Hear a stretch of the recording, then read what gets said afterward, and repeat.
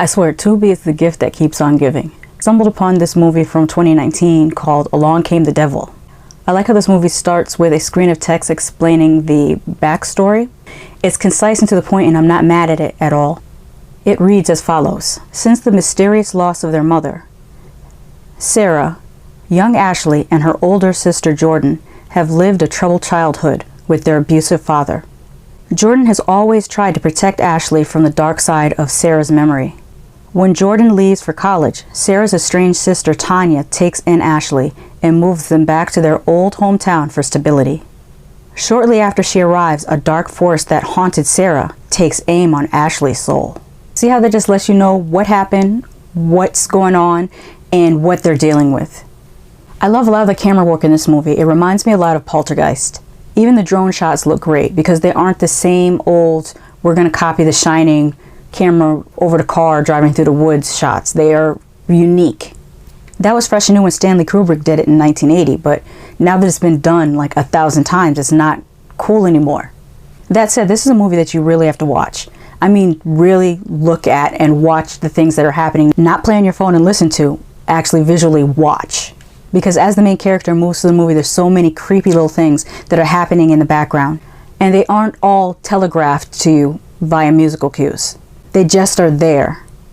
Kind of like how in The Exorcist when, I can't remember whether it was the mother or whether it was the housekeeper that was in the kitchen, and you just see this face reflected off one of the surfaces in the kitchen. There's no musical cue, and if you blink you miss it, but it's just there. There are a lot of homages to The Exorcist in this actually, which I appreciate because that's one of my favorite movies of all time because it's phenomenal, in my opinion. It's a masterclass in filmmaking. The director obviously studied that and Poltergeist and movies like The Fury and The Omen and used similar filmmaking techniques to great effect. There is a little homage to Evil Dead in here, at least I think that's what it was. I think I spied touches of South Korean and Japanese horror as well, like the spot on the wall, for example.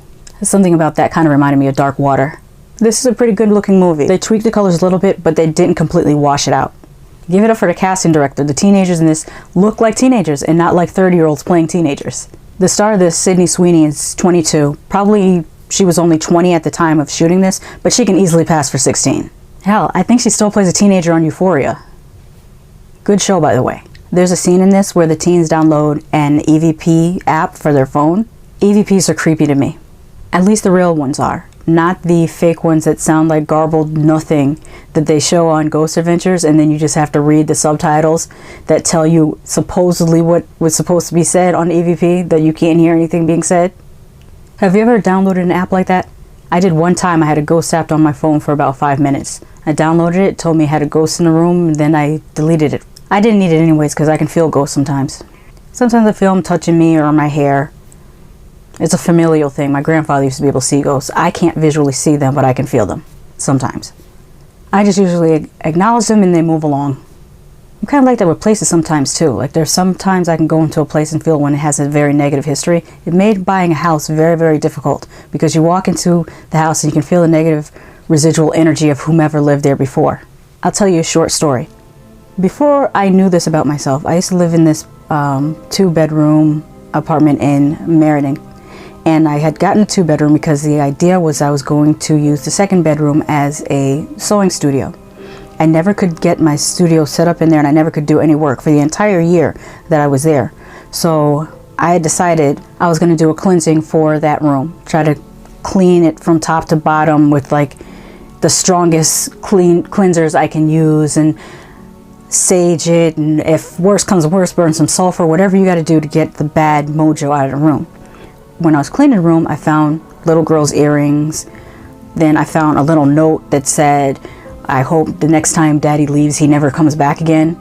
And that kind of pretty much told me what type of horrible things probably happened in that room, and that feeling was not for nothing.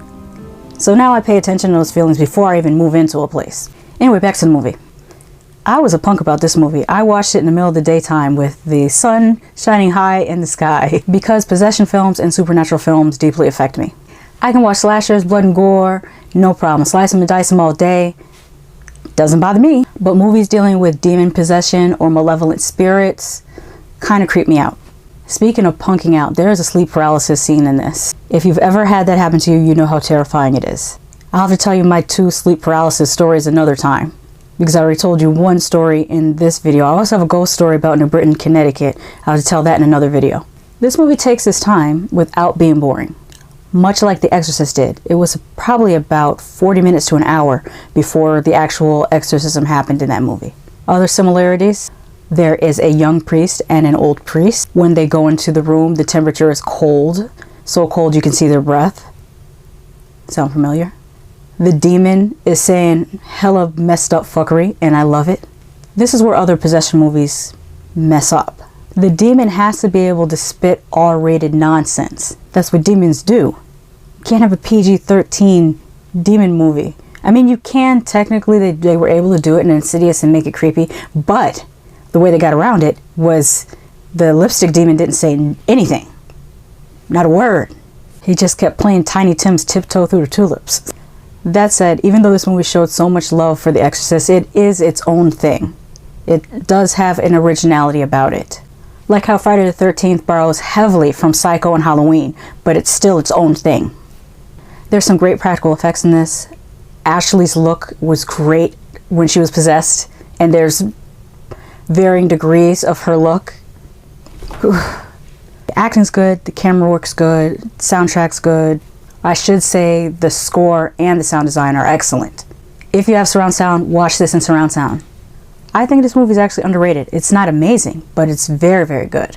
Jason Devon directed this and co-wrote it with Dylan Matlock and Heather Devon. Justin Duvall was the director of photography, and I wanted to make special mention of him because the camera work in this was so good. He did such a beautiful job. I see that there is a sequel to this that's on Amazon Prime. I'm going to go check that out, and I'll be back in a minute to let you know what I think about that.